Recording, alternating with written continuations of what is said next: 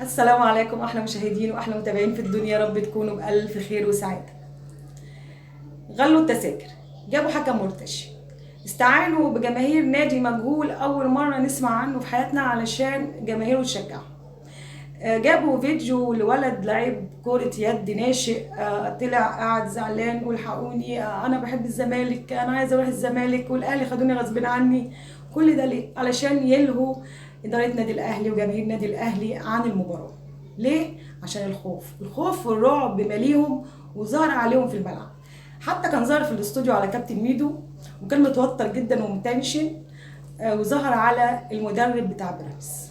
ولكن عشان تعرفوا، الكرة المصرية ليها زعيم واحد والكرة الأفريقية ليها زعيم واحد وهو الأهلي.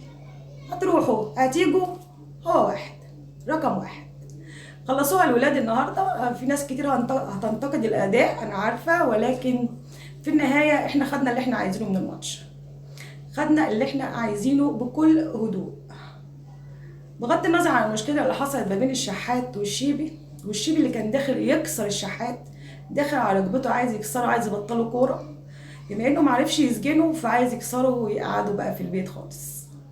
وبعد الطرد كان مصمم يروح يضربه، وانا كنت عندي احساس ان هو عايز يروح يديله القلم اللي هو كله منه، بس معرفش. يعني الناس لموا الحكايه ورضا سليم تدخل بكل شده بصراحه وحل الموقف. لكن عايزه اقول لك يا ابني، بطل غل، بطل صفار، انت راجل لعيب كوره، يعني المفروض يبقى كان عندك اخلاق رياضيه. لكن انت عديم الاخلاق بصراحه، يعني انت مفيش ولا ذره. يعني ربنا يهديك. المباراة كانت إلى حد ما معقولة، ولكن كان عندنا مشاكل شوية، كان الكرة بتتقطع مننا بسهولة جدا وبسرعة جدا. ولكن الحمد لله زي ما قلت لكم خدنا اللي احنا عايزينه من المباراة. ألف مبروك للنادي الأهلي. عايزة أقول لكم على أهم لقطتين في المباراة. اللقطة الأولى لقطة وسام لما يعتبر نام كده فوق حسين الشحات علشان محدش من لعيبة بيراميدز يوصل له، ودافع عنه بكل قوه وحماه بكل جسمه كده علشان لعيبه بيراميدز كلها كانت جايه تحط عليه والحمد لله يعني اتحل الموقف.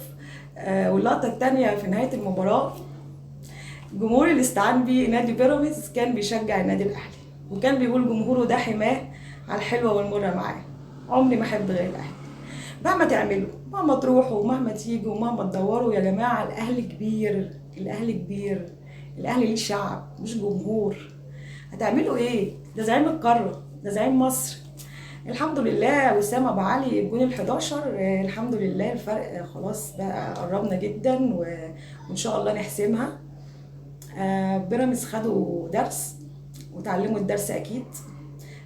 اكتر حاجه بسطتني نزول رمضان، بس ما كانش فايق شويه، لكن فتره طبعا الغياب كانت طويله جدا. الحمد لله على السلامه، ونتمنى الشفاء العاجل لطاهر، وان شاء الله تكون حاجه بسيطه ويكون الموضوع مش صعب. تصفي التمرين ربنا يسترها عليه. الف مبروك لكل الاهلاويه. فيديو كده على السريع عشان بس ابارك لكم، وان شاء الله هنعمل فيديو طويل جدا بكره. تصبحوا على الف خير.